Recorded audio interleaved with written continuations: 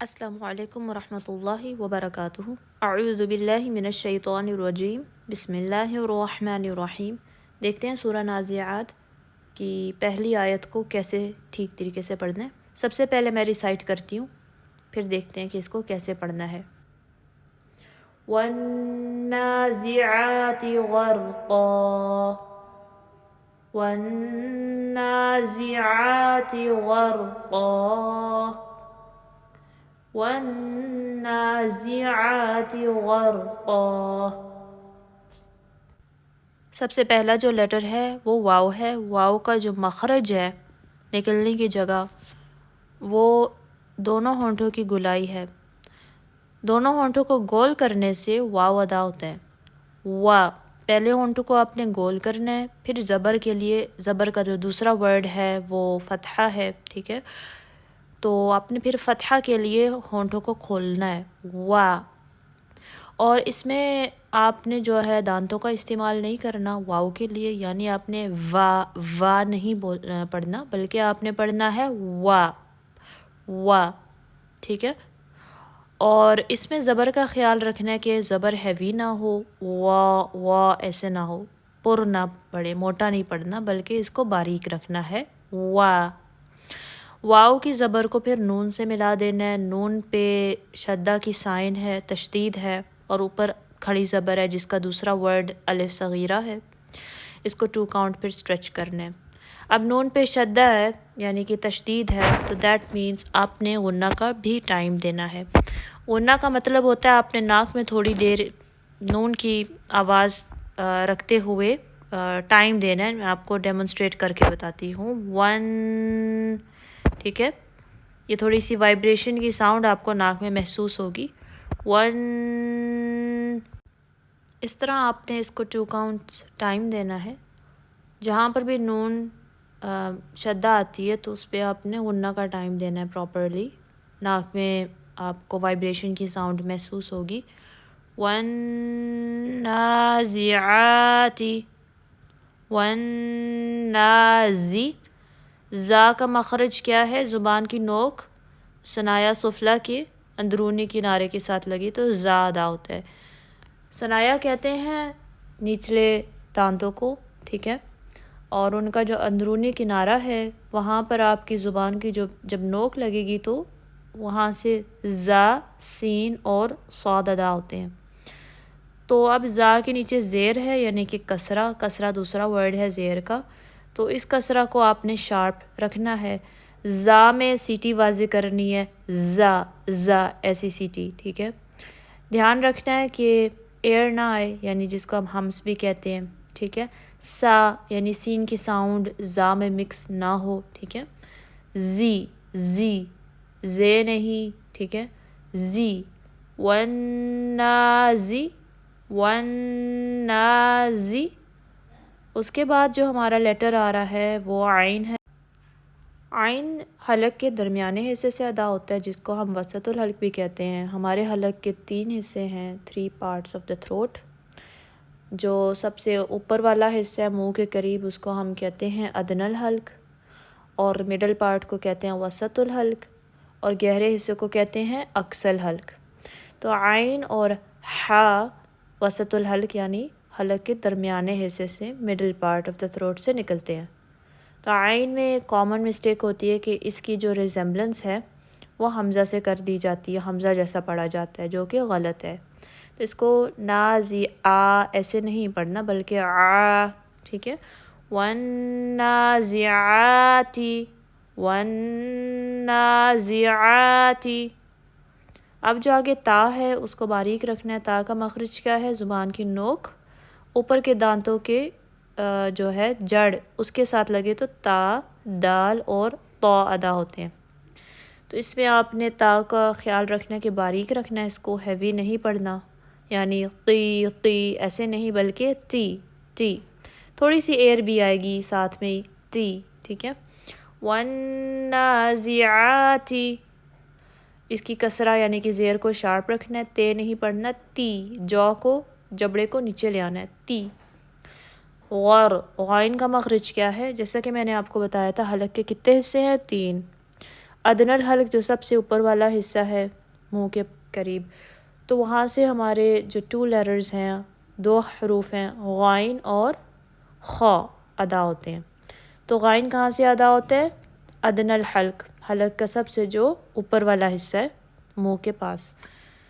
تو غائن heavy letters میں سے ہے، حروف مستعلیہ میں سے ہے۔ ہمارے پاس 7 لیٹرز ہیں جو پر لیٹرز ہیں، ان کو حروف مستعلیہ کہتے ہیں۔ ان پر حروف میں سے ایک حرف غائن ہے، ٹھیک ہے، غائن کو ہیوی رکھنا ہے، اور غائن میں گاف جیسی ساؤنڈ نہیں آنی چاہیے، یعنی غور غور ایسی ساؤنڈ نہیں آنی چاہیے۔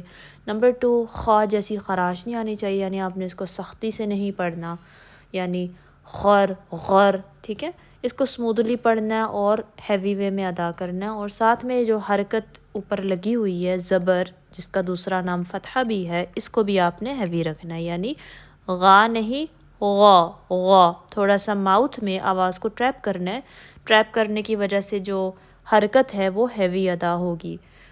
اب آگے ہمارے پاس را ساکن آ رہا ہے۔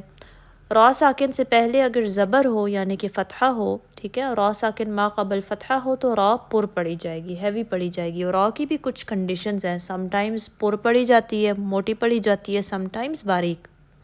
تو اب را ساکن سے پہلے کیا ہے؟ فتحہ یعنی کہ زبر، تو را کو ہیوی پڑھیں گے۔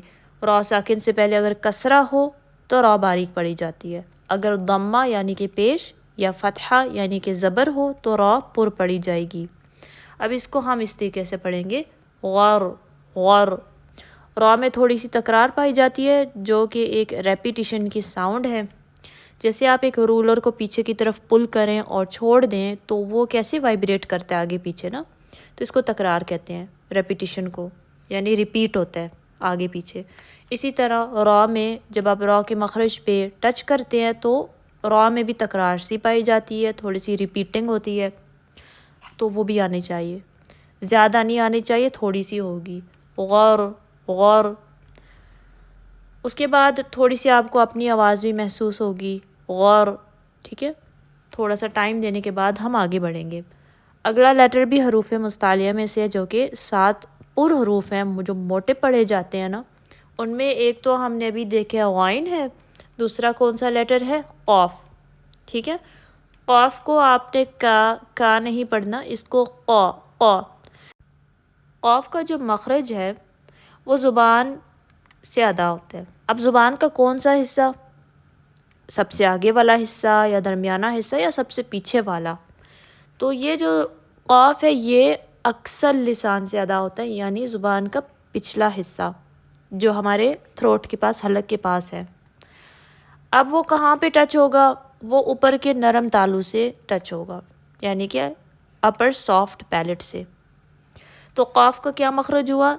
اکثر لسان یعنی کہ زبان کا جو سب سے پچھلا حصہ ہے، بالمقابل اوپر کا نرم تالو جو ہماری سافٹ پیلٹ ہے اوپر سب سے پیچھے، تو جب وہ دونوں ملیں گے تو قاف ادا ہوگا، قا قا۔ اس میں ایئر نہیں آنی چاہیے، اس کو باریک بھی نہیں پڑھنا، ٹھیک ہے، یہ ہیوی لیٹر ہے جیسا کہ میں نے آپ کو بتایا حروف مستعلیہ میں سے، تو اس کو ہم پڑھیں گے قا۔ اب حروف مستعلیہ یعنی کہ جو 7 ہیوی لیٹرز ہیں، پر حروف ہیں، ان کے ساتھ الف آ جائے تو الف کو بھی ہم پر پڑھیں گے، ہیوی پڑھیں گے۔